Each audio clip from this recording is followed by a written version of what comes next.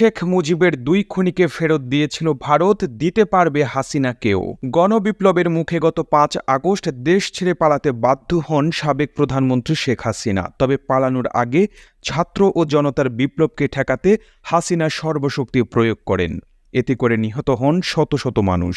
সাধারণ মানুষকে হত্যার ঘটনায় শেখ হাসিনার বিরুদ্ধে এখন পর্যন্ত শতাধিক মামলা হয়েছে, যার মধ্যে রয়েছে হত্যা, নির্যাতন, গুম, অপহরণ, মানবতা বিরোধী এবং গণহত্যার মতো গুরুতর অপরাধ।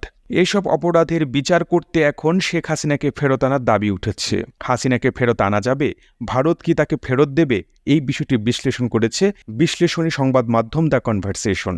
তারা বলেছে, ভারত শেখ মুজিবুর রহমানের ২ খুনিকে ফেরত দিয়েছে, চাইলে শেখ হাসিনাকেও ফেরত দিতে পারবে। বিশ্লেষণে দ্য কনভারসেশন বলেছে, হাসিনা পালিয়ে যাওয়ায় এখন তার অনুপস্থিতিতেই আদালত বিচার করতে পারবে, কিন্তু এতে বিচার প্রক্রিয়ায় স্বচ্ছতা নিয়ে প্রশ্ন উঠতে পারে। সবচেয়ে বড় বিষয়টি